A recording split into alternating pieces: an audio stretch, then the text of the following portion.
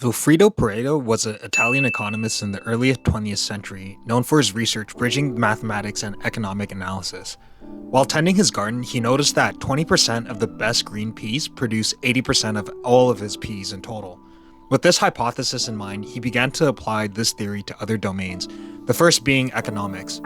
In his research, he found that 80% of the land in Italy was owned by 20% of the population.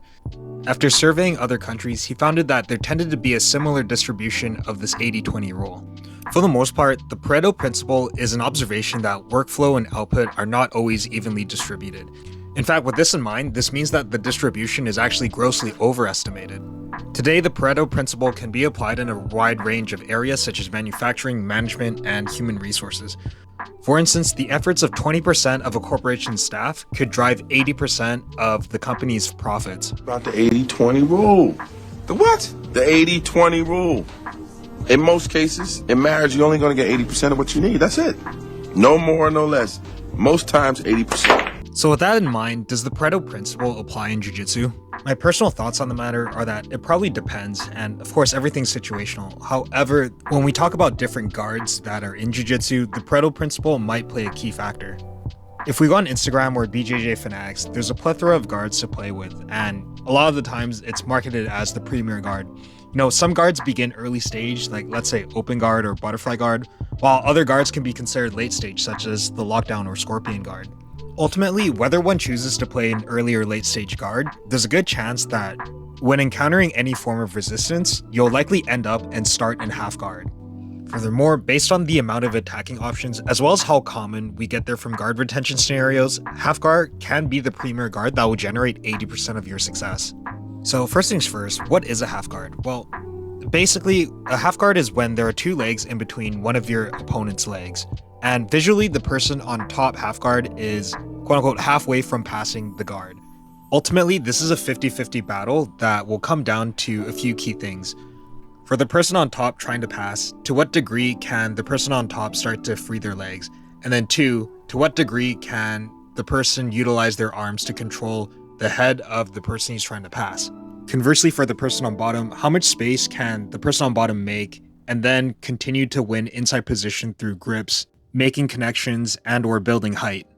So with all the guards out there, you might ask yourself, why half guard? Well, half guard is simultaneously a good position to pass guard from and an excellent position to attack from bottom, which is why you'll see a lot of times players will find it common to actually force half guard bottom and or start to force a half guard to pass guard.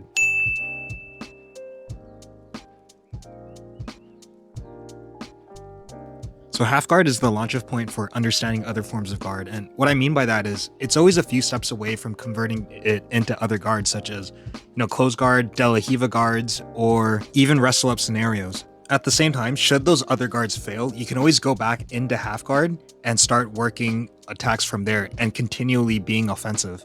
In this clip, we're doing a half guard positional, and as you can see, and particularly in no-gi, there's a lot of transitions that stem out of half guard, and should Ryan decide to re-guard in this clip, he could always go back into half guard to start attacking from there. All in all, I find that half guard sequences are pretty easy to learn, and overall, it doesn't take too much flexibility, and you start to learn a lot of concepts such as kazushi off balancing and getting grips, especially from a guard position. Alright, so if anyone's interested in having this chart, please message me on Instagram at BJJDrillers, and I'll gladly send you the Google links to study this. But here are some of my thoughts on half guard and what to focus on as a beginner. All right, so the first skill that I would learn would be the chest-to-chest lockdown. Now, the chest-to-chest lockdown starts off in probably one of the worst positions in half guard, in which the other person on top is getting chest-to-chest on you, and he's literally almost about to pass your guard.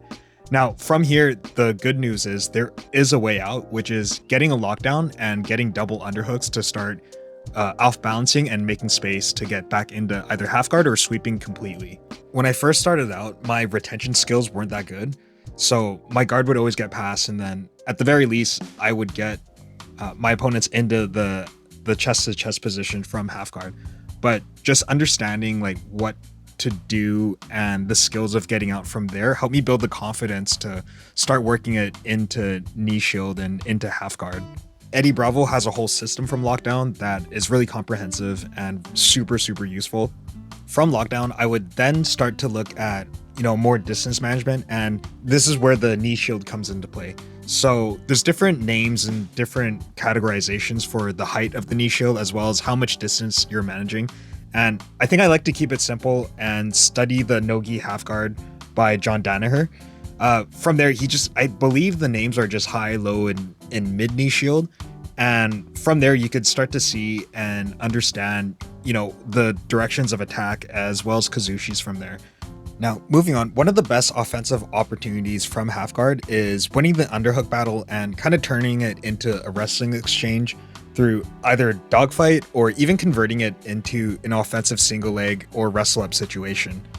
From here, we could see Kevin working to build up to that underhook, and then immediately he turns it into a single leg and flips me over. Now, this is a bit of a tangent out of half guard. However, I found that a lot of the techniques that I saw in the Wrestle Up series by Nikki Ryan helped in terms of learning how to chain wrestle and start to convert a lot of those single leg wrestle ups from half guard into double legs, or even like how to actually completely finish and get into a better position from the single leg. From here, I'd highly recommend this series if your goal is to start building height from half guard. The techniques learned here will be a good addition to your half guard game. Now, there's also a lot of attacks going into leg locks from half guard. However, I didn't really want to dive too deep into leg locks in this video. That being said, the option's there, and I think a good transition into learning leg locks for half guard is starting to learn half butterfly, which is a really neat hybrid guard between half guard as well as open guard. And from there, there's a lot of space that can be made and, a lot of distance to go underneath and through your opponent. And from there, there's a lot of leg lock entries that you can start to learn and start to attack and threaten. In my opinion, Brian Glick has the best resource for learning this guard, and aside from his instructional, which I would highly recommend, there's a lot of really good content on his YouTube page to learning paths and attacks from half butterfly guard. So when we start to talk about an offensive half guard, I have to mention the clamp guard, because the clamp guard is another position that elicits so much control on the upper body that it helps going into the clamp guard and then working submissions from there. Conceptually, me personally, I think of half guard as, okay, so if we're gonna build up height to wrestle up, then we're working towards advancing position.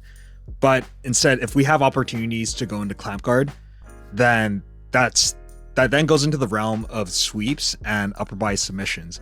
Furthermore, if there's space being made and there's enough distance for me to work a half butterfly guard, then I'd be working towards going into leg lock transitions. So this is kind of the game that I'm trying to work on and develop for my half guard game. With all the content that's out there, these three kind of paths are going to be what I'm going to be focusing on.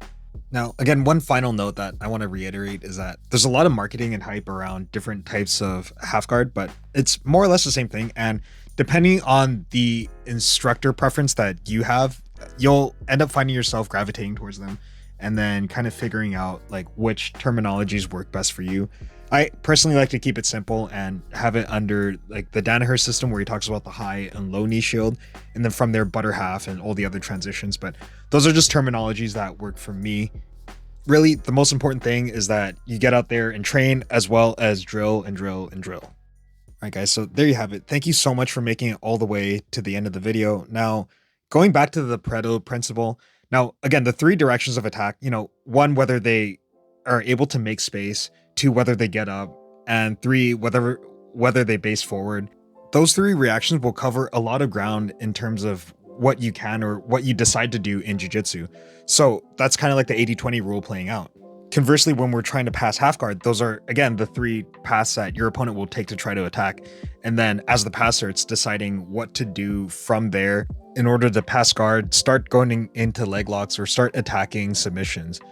Once again, thanks for tuning in, and please let me know what you guys want to see and have me cover in the future. Now, just remember, if you have time to kill, you have time to drill. Peace.